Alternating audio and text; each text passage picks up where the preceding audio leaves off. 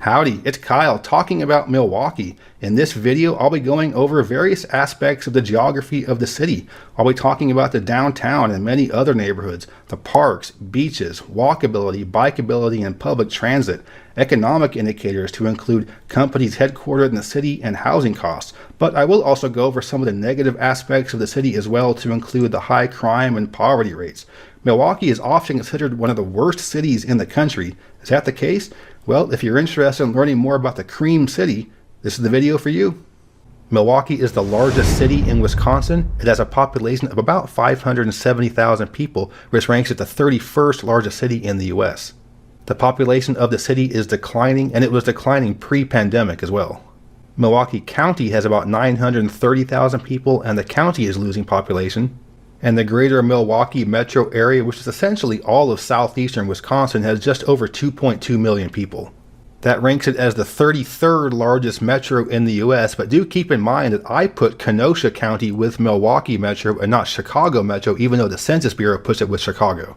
But in reality, it's one basic Lake Michigan megalopolis, so it doesn't make that much of a difference, but it does make the Milwaukee metro area a little bit larger than it would be without it.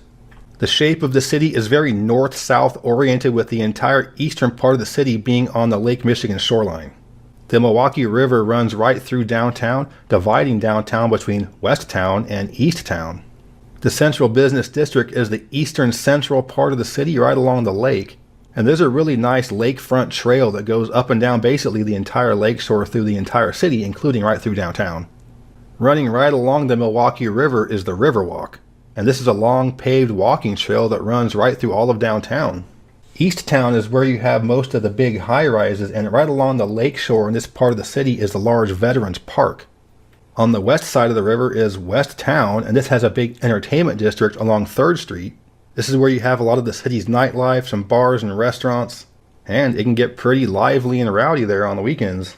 Also in this part of town is the fairly new arena for the NBA Milwaukee Bucks. Also in West Town is the gentrified brewery district. With Milwaukee having a large German heritage, there are a couple of big German-type businesses in the West Town area. One is a restaurant called Mater's, and when I first went in there, it looks very thematic.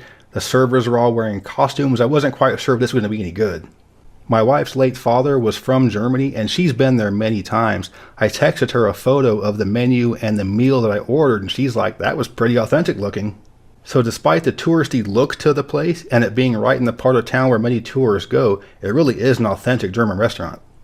Also in the same part of town is Ussinger's Sausage, and it wouldn't be Wisconsin if there wasn't a big cheese shop in this part of town as well. Some other interesting parts of town include the historic 3rd Ward, which is the southeasternmost part of downtown. This area sits right along the lakefront and is where the really nice Milwaukee Public Market is.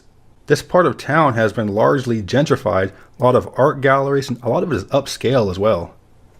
Another area being gentrified is called Bronzeville. This is an area just north of downtown and historically was home to the middle class and upper class of the black community. However, in the mid-20th century, when they were building interstates, of course they built it right through the black neighborhood and separated the whole area. And after the interstates were built, property values in that area plummeted. And as a result, most of the middle and upper class black people in the neighborhood moved to some of the white neighborhoods and left the poor black folks behind. So this area deteriorated more and more, and when you have a high concentration of poverty in one area, you're going to have high crime as well. But there has been some gentrification going on in this neighborhood. But unlike most other black neighborhoods that are being gentrified, they're trying to keep the cultural tradition of this neighborhood alive. And to this day, the neighborhood is still a prime area for black-owned businesses. An area north of downtown is called River West, which is on the west bank of the river in the north part of the city. And this was an area that was pretty rough around the edges up until fairly recently. There have been some people moving in, some gentrification of older homes. And the area is still a little rough around the edges, but a lot of hipsters are coming in there. It's got some funky shops. It's not too far from the University of Wisconsin-Milwaukee campus. So I would call it kind of an up-and-coming neighborhood. But being right there along Lake Michigan, there are some nice beaches as well. The main beach in the heart of downtown is called Bradford Beach, and this is the big hangout beach. It can be pretty crowded on summer weekends, but there are many other beaches along the lakeshore, none of which are going to be as busy as Bradford. Similar to Chicago, many of the museums are located right along the lakefront, And these include the really cool looking art museum, the science museum, and children's museum. In terms of getting around the city, I would say it's pretty good for walkability. It's a fairly large city, but you're probably not going to be walking around in the northwestern quadrant or the southwestern corner of the city. But in terms of the central part of the city and basically the entire eastern half of the city, it's pretty good for walking. It's also a pretty decent city for biking. This map shows official biking trails throughout much of the city. It's kind of hard to see, but the main one is that pink one that goes around through most of this map. This is the Oak Leaf Trail, which has about 100 miles of multi-use paths. It goes through a lot of wooded areas, and through a good chunk of it you're going to be in green space. So I always think it's pretty nice when you can have something like this where you're still in the heart of the city, but it doesn't feel like you are. So it's pretty decent for walking and biking. What about public transit? It's considered a pretty good transit system for a big city. So you could look at some of these rankings done by urban planners and see that Milwaukee turned out pretty well. It's 24 on this list, but many of the ones in front of it are different parts of the same metro, like New York and Jersey City, San Francisco and Oakland, Los Angeles and Long Beach. So even though it's ranked 24th on this list, it's going to be top 20 in terms of overall metro areas. Something fairly new that they have there is a streetcar called the Hop. It's only been open for a few years and it's fairly limited in where it goes, but they are expanding its routes. The streetcar is electric and it's 100% free, so it's very convenient to have something like this to easily get around downtown and just hop on, hop off wherever you want. So, what about the economy of Milwaukee? What are some of the biggest things going on there? There are several major corporations headquartered there, including Harley-Davidson, Rockwell Automation, Northwestern Mutual, and Manpower Group. And in the suburb of Brookfield, immediately to the west, is where you have the corporate headquarters of Fiserv, Milwaukee Tools, and Kohl's department stores. Miller Beer is also headquartered in Milwaukee, but the ownership situation with that is pretty strange. It's owned by a multinational corporation, but it's still run in Milwaukee. I don't know, but Miller is in Milwaukee. So that's a decent list of large companies headquartered in the city or the immediate suburbs, but not everything with the economy is great. Of the 100 largest cities in the US, Milwaukee has the 11th lowest household income, and there's also a 25% poverty rate, which ranks it second worst of big cities in the US. And wherever you find a large concentration of poverty, you're going to find a concentration of crime as well. Generally speaking, the areas north and northwest of downtown are the poorest areas with the highest crime rates. But the farther you get to the outer ends of the city where it touches some of the suburbs or the lake, it's much nicer. But there are serious problems in the north side of the city with drugs and gangs. And those are the two things that lead to high crime rates in cities.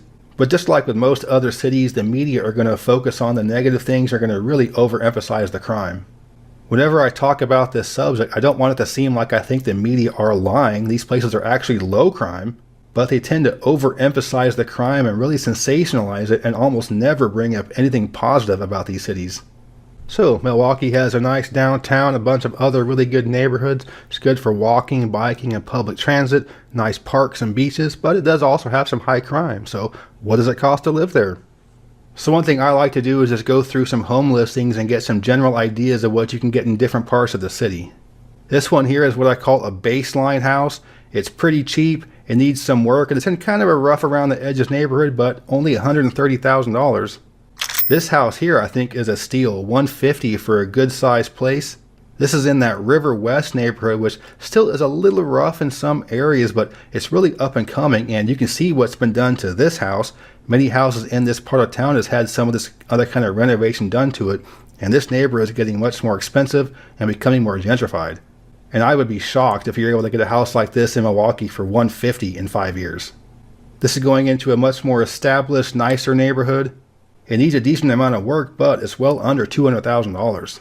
Here's a good sized house in a good neighborhood that doesn't need much work for only $220,000. This one here is at the edge of town, the part of town where it's almost like suburbs in the city. Good sized house, nice house, doesn't need much work, very reasonable price. And now you're getting up into somewhat upscale for Milwaukee, and this is a very low price for that. Big house, nice neighborhood, quiet street, doesn't need much work. This house in an equivalent neighborhood in Chattanooga would be well over $500,000. However, look at those property taxes. And then I wanted to show this one as kind of a top tier house for Milwaukee. This thing is huge. It's in one of the most desirable neighborhoods in the city on a really quiet street, only a couple of blocks from the lakeshore. And yeah, this is really expensive, but where in the US are you getting a house like this in that type of a neighborhood for $800?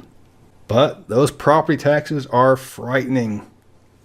So that's my overview of Milwaukee. Is it one of the worst cities in the country, as you'll often hear? Well, I would say compared to all of the other big cities in the US, it comes off pretty average. But compared to just the other older Midwestern and Northeastern cities, I would say it's maybe below average a little bit. But I do like the city. Of the top 50 cities in the country, there are only about 15 I don't like, and Milwaukee is not one of those.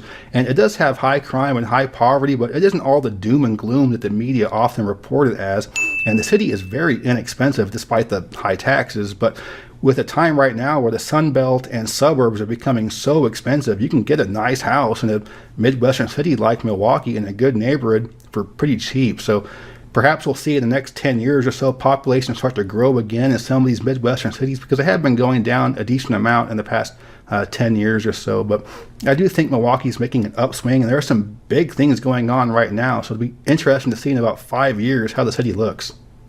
Hope you enjoyed this video. If you did, please give me a thumbs up to let me know you approve, and consider subscribing to this channel if you're interested in learning more about stuff like this.